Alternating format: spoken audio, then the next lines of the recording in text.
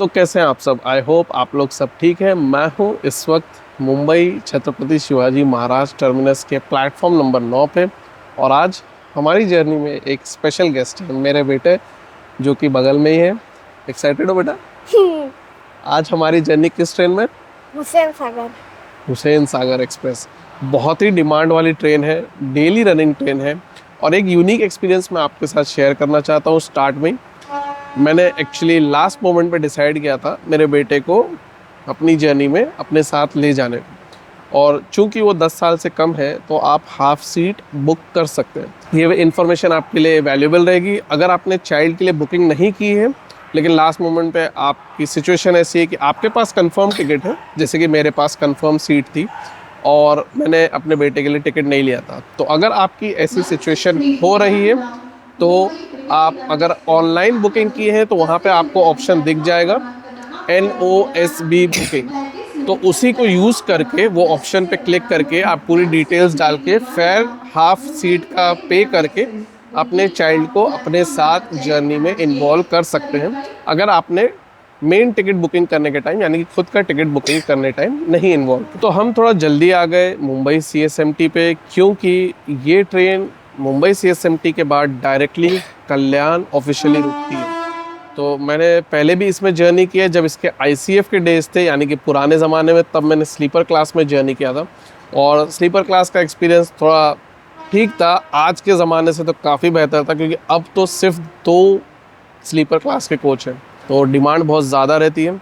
और प्लस जैसे कि मैं स्टॉप के बारे में आपको बता रहा था, हैदराबाद जाते वक्त मुंबई CSMT के बाद ऑफिशियली डायरेक्ट कल्याण पे। तो मैंने सोचा कल्याण तो नहीं जाना है, क्योंकि आपको रश बहुत मिल सकता है अगर आप कहीं से भी जाएंगे तो, क्योंकि इवनिंग टाइम में मुंबई CSMT से कल्याण की तरफ काफ़ी ज़्यादा रश था। लोकल ट्रेन में कितना रश था? ज़्यादा था। तो इन्होंने भी देखा था कि लोकल ट्रेन में रश बहुत ज़्यादा था, और दादर से पहले तो बहुत ज़्यादा सरप्राइज थे कि इतना रश।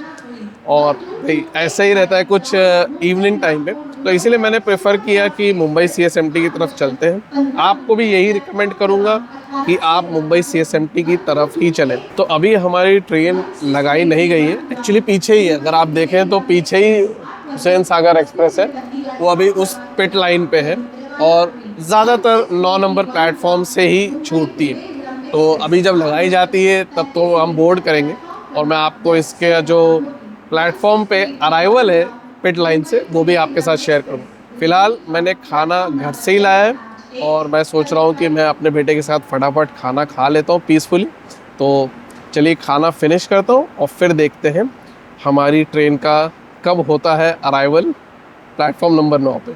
और मैं आपको डिटेल भी शेयर कर दूंगा किस टाइम पे ट्रेन प्लेटफॉर्म नंबर 9 पे या कोई भी प्लेटफॉर्म पे लगाई जाती है, ताकि आपको ये भी पता चल जाए कि अगर आप इस ट्रेन को मुंबई CSMT से बोर्ड कर रहे हैं तो आपको कब तक पहुंच जाना चाहिए, ताकि आप डायरेक्ट ट्रेन में बैठ सकें।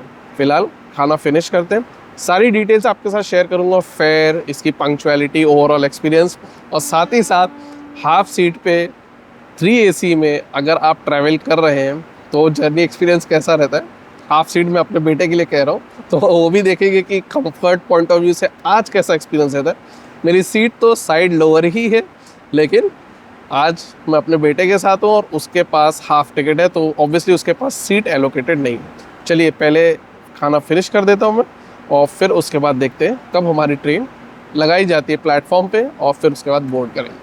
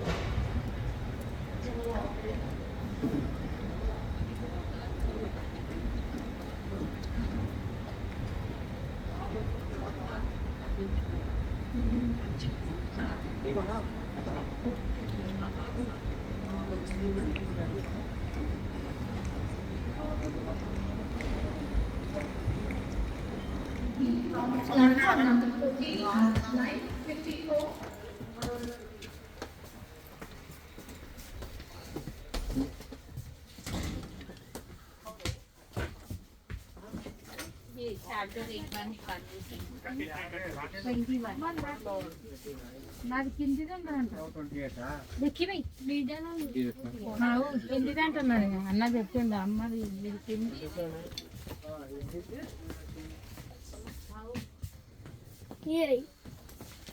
आगे आगे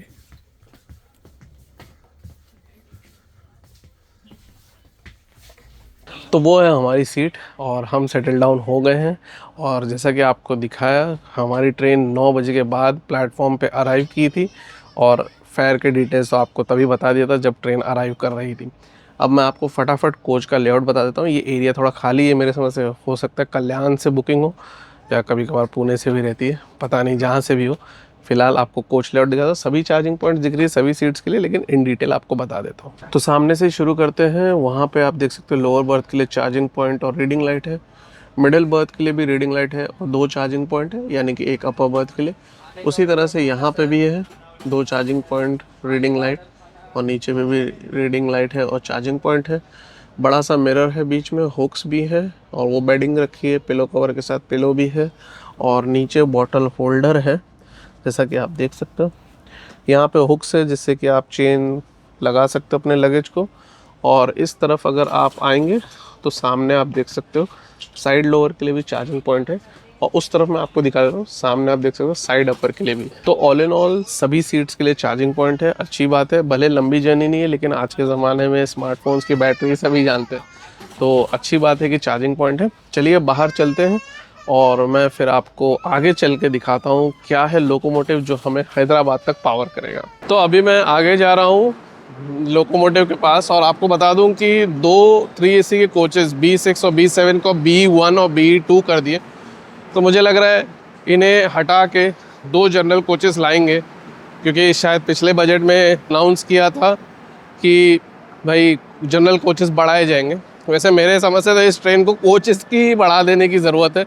16 कोचेस बन के चल रही, इतनी हाई डिमांड ट्रेन है, और 6 भी लगा देंगे वो भी फुल चलेंगे पूरे साल। स्लीपर लगा दीजिए, जनरल भी लगा दीजिए।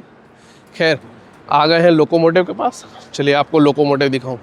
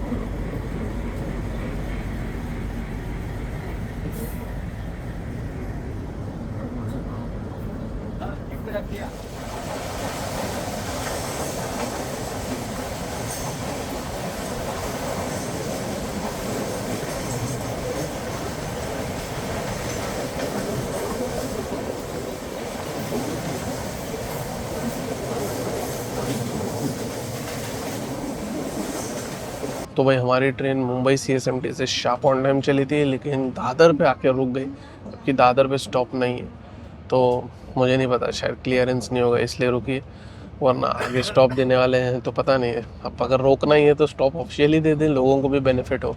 खैर अब यहाँ से देखते हैं।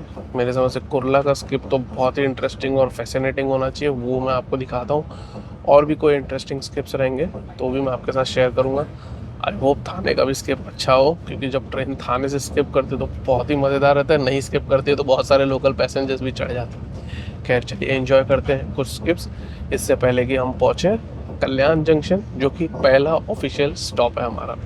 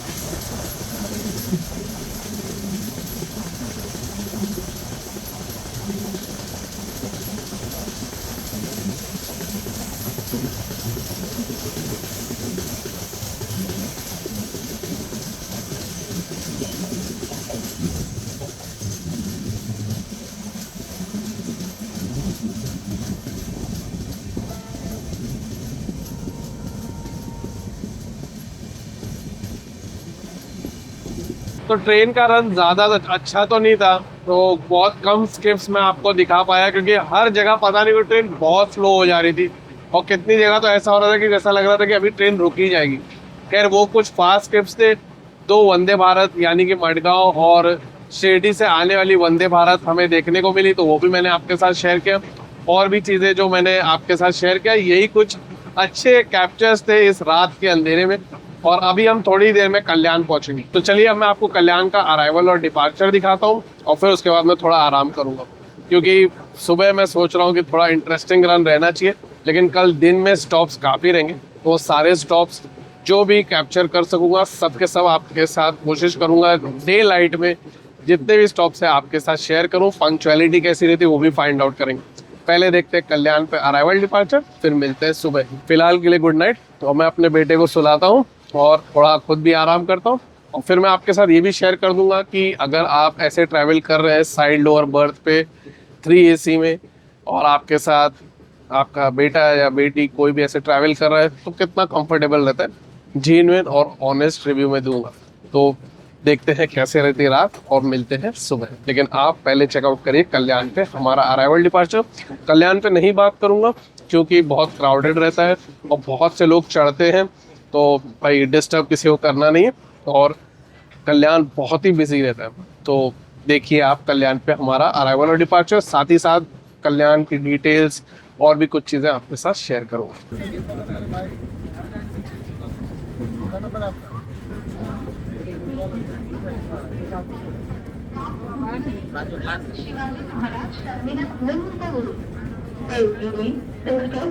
Please standing on platform number 4 E1105 from Mumbai, Chhatrapati Shivaji Maharaj Terminus, New Delhi.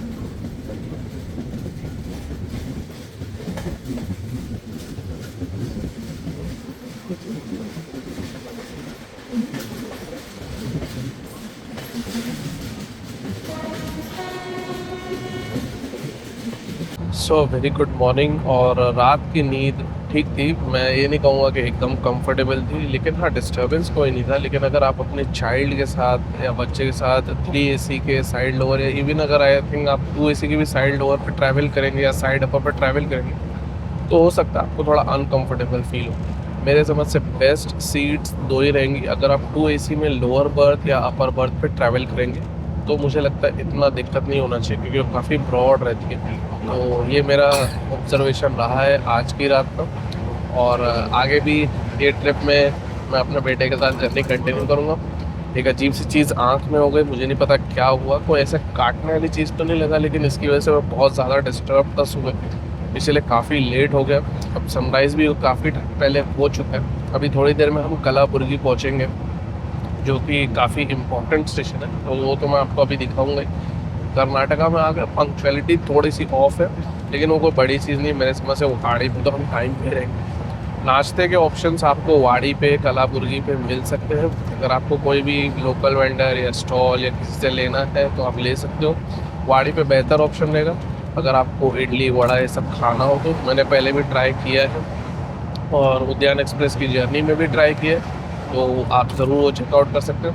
ये जो पूरा स्ट्रेच है मुंबई से लेके वाड़ी तक, ये मैंने डिटेल में कवर किया है जब मैंने उद्यान एक्सप्रेस में बेंगलुरु तक जर्नी की, तो उसमें वो ये पूरा हिस्सा दिन में जाता है, तो इसलिए वो अच्छा खासा कवर मैंने कर लिया था, घाट सेक्शन सब कुछ। अगर आपको चेकआउट करना हो तो बेफिक्र चेकआउट करिएगा। स्टॉप्स भी इससे ज़्यादा है ये ट्रेन से, तो काफ़ी सारे स्टॉप भी आपको देखने को मिल जाएंगे। खैर फिलहाल मैं आपको कलाबुर्गी का अराइवल दिखाता हूँ, और फिर उसके बाद डिपार्चर भी दिखाता हूँ, स्टेशन का डिटेल्स भी आपके साथ आ जाएंगी। सोच रहा हूँ इसी दरमियान थोड़ा नाश्ता भी स्टार्ट कर दूँ, क्योंकि अब स्टॉप्स काफ़ी फ्रिक्वेंटली रहेंगे, तो इसलिए थोड़ा वो भी कंप्लीट करना ज़रूरी है, क्योंकि ये तो ट्रेन पहुँचेगी हैदराबाद 12 बजे। बाहर काफ़ी ज़्यादा ठंडा है, तो भाई विंटर में जर्नी कर रहे हैं, तो आप कोई भी हिस्से में सुबह की तरफ रहेंगे या रात में जर्नी करेंगे तो आपको अच्छा खासा ठंडा तो एहसास होगा। नॉर्थ में तो ज़बरदस्त ठंडा फील होगा, लेकिन साउथ में भी आपको अर्ली मॉर्निंग या इवन 7 बजे तक अच्छा खासा ठंडा फील हो सकता है। चलिए देखते हैं कब पहुँचते हैं हम कलाबुर्गी, और उसके बाद मेरे समझ से एक स्टॉप है शाहाबाद, और फिर आता है वाड़ी। तो वाड़ी के बाद भी स्टॉप्स अच्छे खासे हैं। तो इस ट्रेन के ये जो दिन के हिस्से हैं, चाहे आप हैदराबाद से मुंबई आएँ या मुंबई से हैदराबाद जाएँ, जो दिन का पार्ट है उसमें ऑफिशियल्स ने स्टॉप अच्छे खासे रखे हैं। मुझे कोई इससे एतराज़ नहीं, क्योंकि कनेक्टिविटी पॉइंट ऑफ व्यू से देखा जाए तो अच्छा ऑप्शन हो जाता है, और दिन में स्टॉप्स हैं तो ठीक रहता है। रात में थोड़ा सा मेरे हिसाब से सेफ्टी पॉइंट ऑफ व्यू से कंसर्न हो जाता है। चलिए अब देखते हैं कब पहुँचते हो कलाबुर्गी।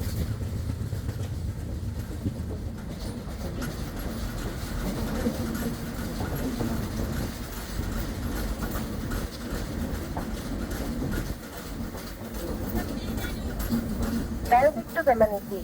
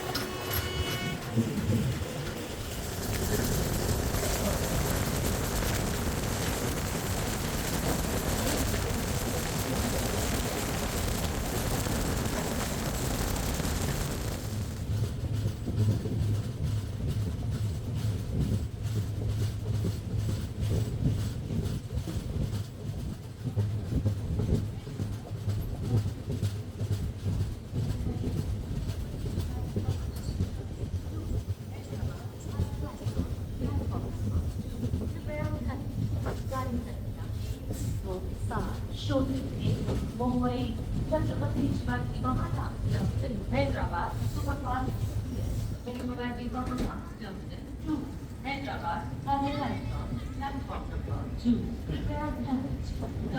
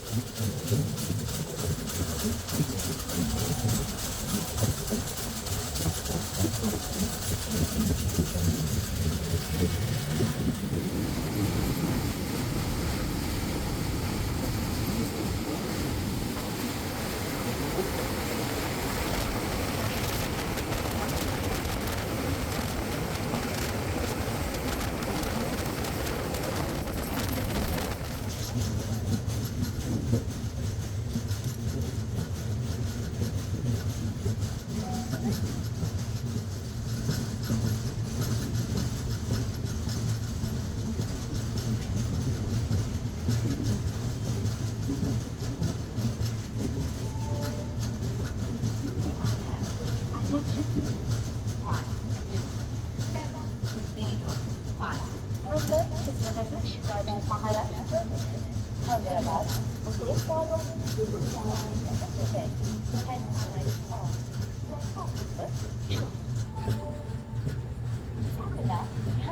तो हमारी ट्रेन वाड़ी जंक्शन पहुंची है थोड़ा सा बिफोर टाइम। 8:28 का टाइम है और अभी भी 8:23 हुआ है, और आपने अराइवल पे तो देख ही लिया एग्जैक्टली हम कब पहुंचे थे। तो भाई टाइम थोड़ा दिया है यहाँ पे बफर, ताकि पीछे कोई भी डिले हो तो ऑन टाइम हो जाए। वैसे भी इस रूट को स्पीड ऑप्टिमाइजेशन और टाइम टेबल ऑप्टिमाइजेशन की ज़रूरत है, कि काफ़ी ट्रेन्स बहुत ज़्यादा टाइम स्पेंड करती हैं, बिफोर टाइम भी कभी कभार पहुँचती हैं। खैर यहाँ से स्टॉप्स 3-4 हैं जो मैं आपके साथ शेयर करूँगा। साथ ही साथ अभी मैं और मेरा बेटा नाश्ता शुरू करने वाले, तो देखते हैं कि क्या क्या नाश्ते में हम अपना जो लाए हैं वही करेंगे वैसे, लेकिन नाश्ते के दरमियान में क्या क्या स्टॉप्स निकलते हैं। वैसे मैं स्टॉप्स आपको सभी दिखाऊंगा, हो सकता है वहाँ पे मैं बात ना कर पाऊँ, लेकिन आपको स्टॉप्स का अराइवल और डिपार्चर आपके साथ ज़रूर शेयर करूँ। और वाड़ी पे अगर आपको कुछ भी लेना है, जैसे कि मैं पहले बताया, तो आप ले सकते हो। अगर आपकी ट्रेन ऐसे बिफोर टाइम पहुँच गई तब तो आपको ईजिली सफिशेंट टाइम भी रहेगा, आप कोई भी चीज़ खरीद सकते हो। मैं तो कुछ नहीं खरीद रहा क्योंकि मेरे पास सामान ऑलरेडी है, लेकिन अगर मेरा अभी कुछ मन किया या मेरे बेटे ने कुछ खरीदने को बोला तो मैं खरीदूंगा, तो आपके साथ ज़रूर शेयर करूंगा।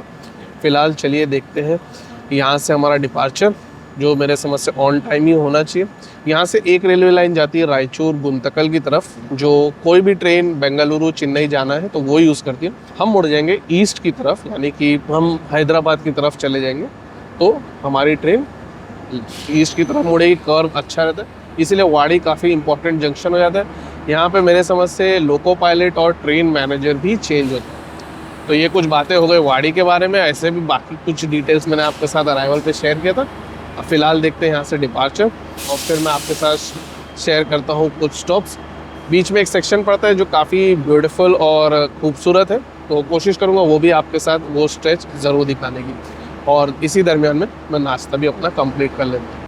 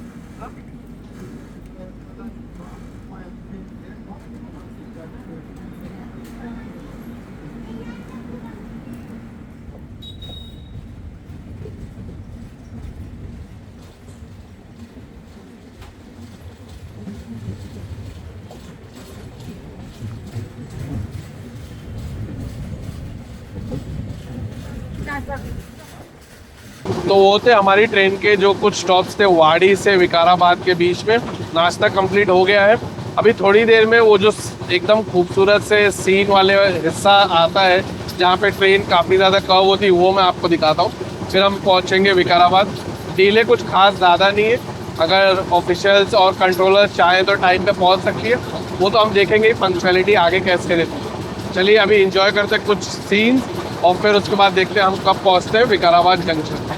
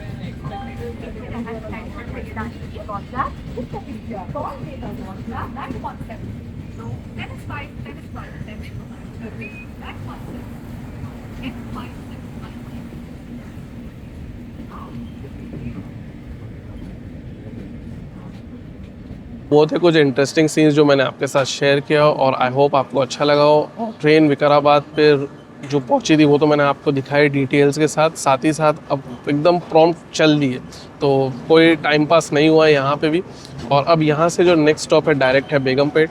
अगर आपको कोई भी सवाल हो, कोई भी सजेशन हो, कोई भी फीडबैक हो तो कमेंट सेक्शन ज़रूर बताइए। हर ट्यूसडे को एक वीडियो मैं डेडिकेटेड आपके क्वेश्चंस के लिए रखता हूँ। तो बस आपको दो ही काम करने हैं, एक आप लाइक दबा दीजिए जो अगर आपको वीडियो पसंद आया है, और साथ ही साथ वहाँ पे कमेंट करके आपके सजेशन, आपका फीडबैक और आपके क्वेश्चंस भेजिए। कोशिश करूँगा सभी के कवर करने को, कुछ छूट गए तो उसके लिए माफ़ी चाहता हूँ। तो अगर आपके कोई भी क्वेश्चन है तो आप कमेंट सेक्शन से ज़रूर दीजिएगा। चलिए आइए देखते हैं कब हम पहुँचते हैं बेगमपेट। थोड़ा सा मैं और फ्रेशन अप वो सब कर लेता हूँ, क्योंकि कुछ चीज़ें हैं करना, जैसे कि चार्जिंग करना है फ़ोन को, और भी कुछ चीज़ें सॉर्ट आउट करना है, कि काफ़ी चीज़ें सीट पे फैल गई हैं। तो वो सब सॉर्ट आउट करते हैं और देखते हैं फिर कब हम पहुँचते हैं। लिंगमपल्ली का भी स्किप दिखाऊंगा, वहाँ पे ट्रेन नहीं रुकती है लेकिन बेगमपेट रुकती है। और हैदराबाद के जो स्टेशन है वो भी मैं आपके साथ ज़रूर शेयर करूँगा। कोई तो ट्रेन्स खड़ी है, एक तो हिसर हैदराबाद नहीं, हिसर सिकंदराबाद एक्सप्रेस खड़ी है।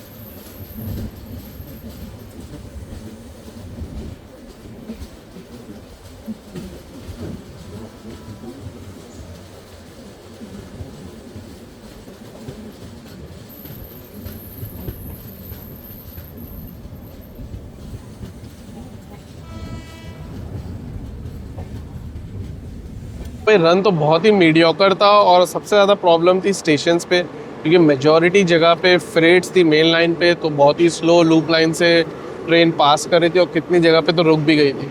यहाँ तक कि लिंगमपल्ली पे भी कोई खास रन नहीं था। फिलहाल हम बेगमपेट पहुँच गए। अब यहाँ से चलने वाले क्लियरेंस भी दे दिया। हम पहुँचे हैं कितने बजे? 11:30 के बाद, ये 11:30 ही बोल लीजिए। यहाँ से सिर्फ 5 किलोमीटर है हैदराबाद स्टेशन, और टाइम 12:05 का है। अब आप समझ लीजिए कि आधे घंटे से ज़्यादा टाइम है। अब देखते हैं आधे घंटे से ज़्यादा टाइम में से कितना टाइम यूज़ होता है। और आई होप आपको अभी तक जितना भी दिखाया था स्किप्स, जो हफीज़ पेट और यहाँ तक का, वो इन्जॉयबल लगा, क्योंकि यही बस थोड़ा सा सेक्शन था जहाँ पे ट्रेन बहुत बढ़िया चल रही थी। अब देखते हैं कब हम पहुँचते हैं हैदराबाद। साथ ही साथ मैं आपको वो रेलवे लाइन दिखाता हूँ जो जाती है सिकंदराबाद की तरफ, क्योंकि हम मुड़ जाएंगे राइट साइड पे, और जो ट्रेन्स को सिकंदराबाद जाना रहता है, और अगर वो बेगमपेट या लिंगमपल्ली की तरफ से आती हैं तो वो चली जाती हैं सीधे। तो आपको वो रेलवे लाइन दिखाता हूँ और फिर मिलते हैं हैदराबाद पे, और मैं आपको पंक्चुअलिटी भी शेयर करता हूँ, फिर कंप्लीट रिव्यू भी बता दूंगा कि ट्रेन का कैसा रहा ओवरऑल एक्सपीरियंस, और वो भी अगर आप अपने बेटे या बेटी के साथ ट्रैवल कर रहे हैं हाफ सीट पे, तो वो ओवरऑल एक्सपीरियंस कैसा रहा। आइए पहले देखते हैं वो रेलवे लाइन जो जाती है सिकंदराबाद की तरफ।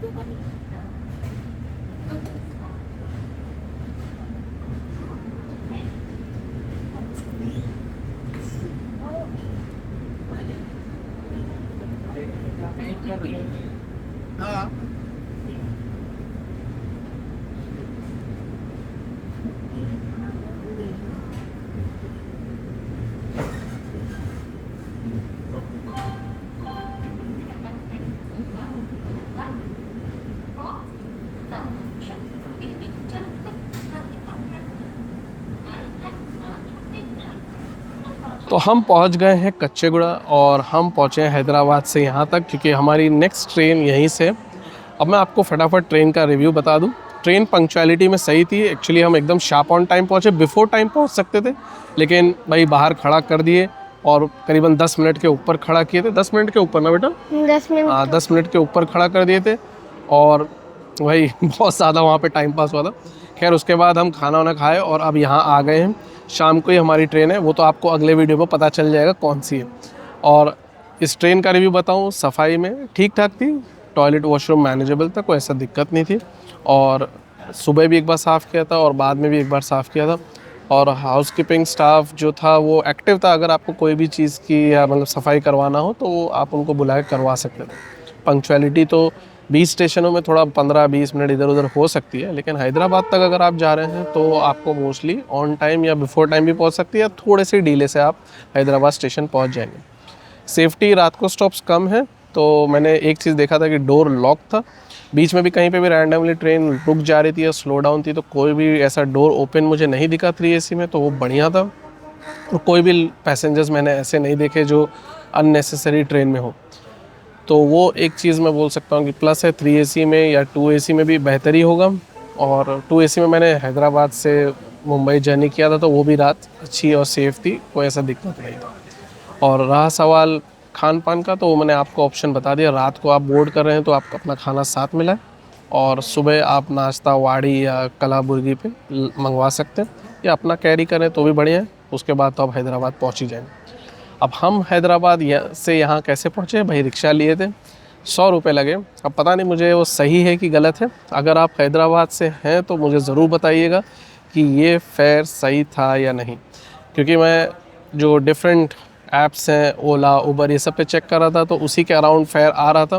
तो मुझे लगा ठीक है यार 100 रुपये, वैसे तो 150 बोल रहे थे लेकिन 100 रुपये में एक जन मान गए और हमें छोड़ दिया। अब हम अपने बेटे से भी पूछ लेते हैं इनको कैसा लगा आज रात की जर्नी और हुसैन सागर में ओवरऑल एक्सपीरियंस कैसा था।